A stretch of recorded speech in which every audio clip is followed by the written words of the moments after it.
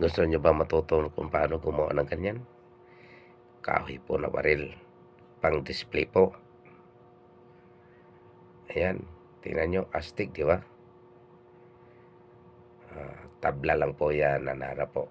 Ayan, may kunting drawing para may kunting pattern po. Ayan, paunti-unti po.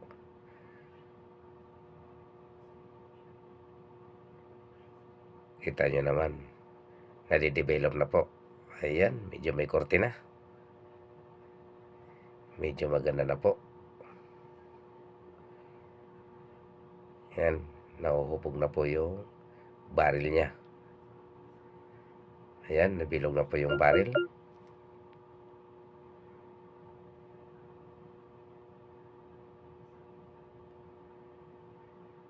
At saka medyo nabuo na po guys. Umiikot po guys yung bola niyan. Ayan, may butas.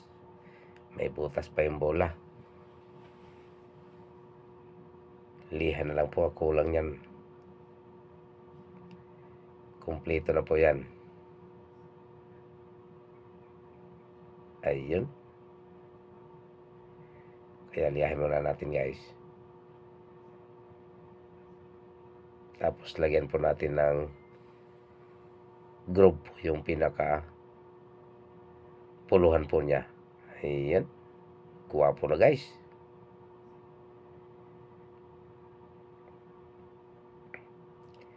Mamaya lalagyan po natin ng shadow po yung pinaka-ukit po ng puluhan niya. Para pag nag-varnish po, kitang-kita po. Litaw na litaw po yun.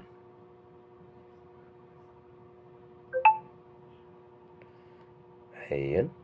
Umiikot na yung bola.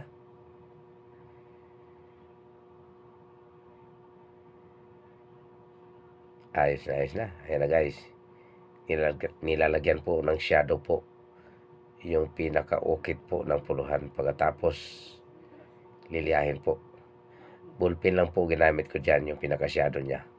Para pag nag-varnish po, kitang-kita po yan. Tingnan yung kabila. Pag hindi po nalagyan ng shadow yan, hindi po nakikita. Ayan. O, kita nyo naman. Yung kabila, wala pa. Kaya lagyan po natin ng shadow yan.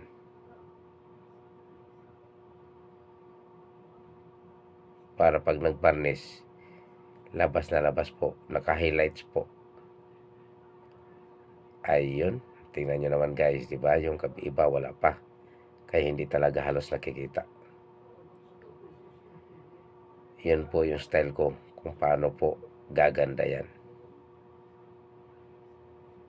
Ayun. Matatapos na. Pagkatapos yan guys, magbabarnish po tayo. Ayun. Lilihan po natin yung medyo kumalat po ng ballpen. Para maganda po yung kalalabasan. Ayan. Magbarnish po tayo. Gamit po yung basahan. Hindi na po ako gumamit ng compressor po yan.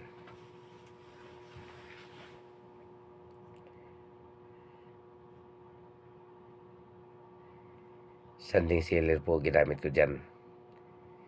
Tapos nilagyan ko po ng lacquer glue para hindi po mamuti kasi po medyo malamig po.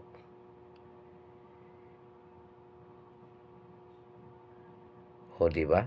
Kitang-kita yung pinaka-groove po ng puluhan. Di ba gwapo na? Ayun, lumalabas po yung kahoy na nara. Ayan na po. Maganda na po tingnan.